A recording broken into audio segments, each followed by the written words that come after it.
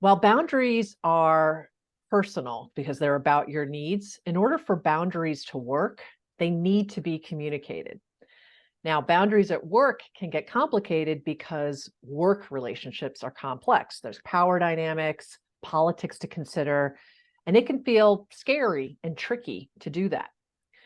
Avoiding these common mistakes are going to help ensure that most of your needs get met, and importantly, that your critical work relationships are preserved or even improved. I'm Tara Collison, founder of Medlars, an executive development firm that helps leaders both explore and express their highest potential in their leadership. And I'm Deborah Holstein. I've got over 15 years hands-on experience leading high-performing teams. Tara and I share pragmatic, on-the-ground advice, tools, and frameworks to address some of the most pressing problems that you face as leaders every single day.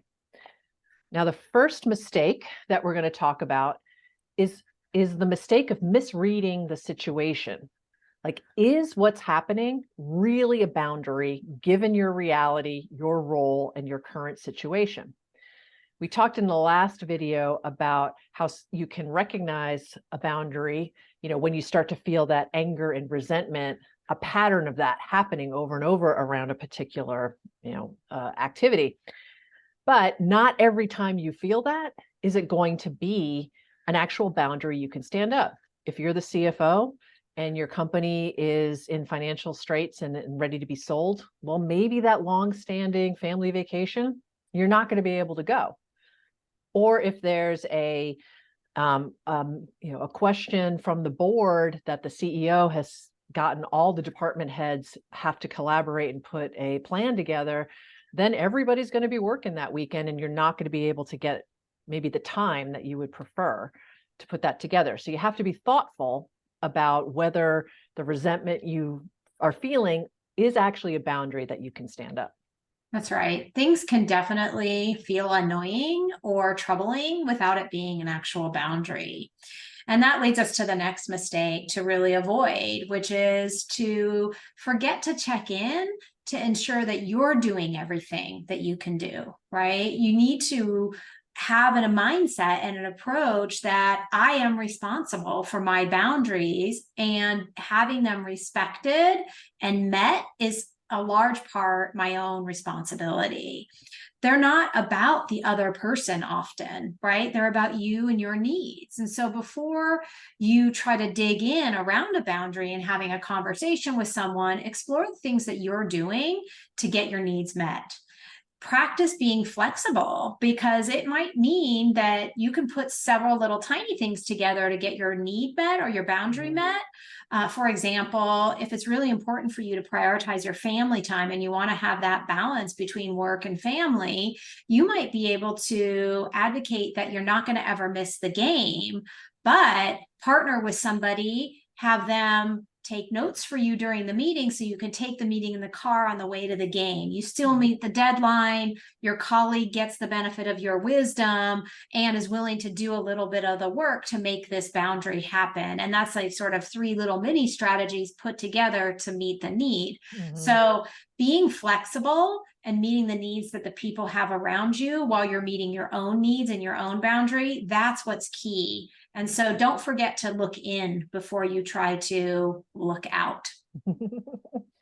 Now, once you've actually confirmed, that it is a boundary and you've taken all the actions that you can and been flexible and creative to figure that out, and you've now still determined that, yes, there still needs to be a discussion with someone, this brings up our third final mistake to avoid, which is waiting too long to have that discussion. Now, when you wait too long, the problem that pops up is that, because anger or resentment might have been sort of building up in you, that might have caused some negative feelings to have been brought out in negative behaviors that other person now has their feelings hurt related to. And so even though you've now figured it out, right, you're going to have to first repair the relationship with them before you can even start to have the conversation about the boundary in particular. So you want to make sure you're not waiting too long. Yeah, and people do wait too long. Very few people like conflict. I can't tell you how many times people come into a coaching relationship and say, I'm conflict avoidant. And we all are to a certain extent. And part of it is, well, there's a lot of different reasons for that. Totally separate video, by the way. Why people wait so long with respect to boundaries is it often means being a little bit vulnerable. It means sharing something that's really important to you when you're not certain how it might be received. It can feel hard or risky to actually proactively share the boundary, or even inappropriate sometimes. For example, if you're somebody that has boundaries around physical touch, you're not comfortable hugging, but you show up the first day on the job and it's a team meeting and everyone's hugging each other, it can be very intimidating to say, look, I have a boundary around this. Everybody knows each other. You're new to the company. It's clearly a cultural norm, but it's a personal boundary. What do you do, right? Pushing through that can often actually create connection. So being able to architect the way to have that conversation can actually unlock something. You might find somebody else has that same boundary and they've never wanted to express it because of the cultural norm, right? So it creates and inspires dialogue if you're able to get over that hurdle. So pull it forward and embrace being vulnerable can really make this a whole lot easier before resentment and anger and other things build, because it keeps getting crossed. And I really love how you put that it could, by doing it and doing it sooner, can actually create the connection, right? Which is the thing that you're missing. And that's why it's feeling risky to you. And so, you know, when it is time to have this conversation, if you approach it with this idea of connection, that this is a work relationship that you value, that you want to maintain or improve, and that by having this relationship with at work, it's like you're actually working towards a shared purpose, something that you're delivering together. So this connection together will help you co-create a solution to both your need and their need. Because what you want to think about is that, because again, boundaries are not just about you, right? I mean, boundaries are your need, but this relationship has two people in it. So you're going to want to make sure that you're co-creating that solution. That's right. And in fact, the conversation has a number of elements. It's how do you affirm the relationship in the conversation? How do you get really clear of what our shared goal is? We both want to do a good job, or we both want to do the right thing for the company, etc. And then being able to be curious about their needs and their preferences in this conversation. Again, it creates that connection. And that's what gives us this opportunity and this space for actual co-creation. And so those elements as part of a conversation are key to having a really strong boundary conversation that strengthens a relationship instead of introducing any kind of tension. And really the benefits of both of you co-creating a solution versus you trying to shove something down their throat is that by co-creating it together, you're both bought into the solution because you both helped, make it and create it and think it up. Plus, the connection is there because now they understand why that this solution is going to work better for both of you.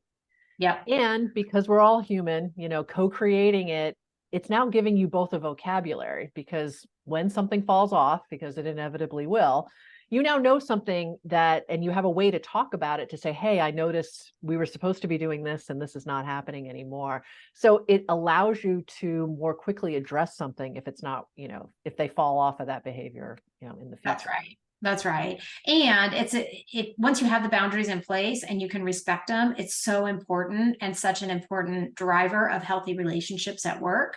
So if you can steer clear of the mistakes around misreading the situation and not anticipating what your needs are, what you can do to meet your own needs, or waiting too long to have a conversation, then you're going to be much better set up and equipped to have really healthy, productive relationships at work that also keep your boundaries intact. I love it. And remember, when you're approaching that conversation, you want to affirm the relationship, remind them of the shared purpose, and work towards that co-created solution. Now, in our next conversation, we're going to share actually a conversational template that you can use to help you communicate your boundaries at work. We'll see you then.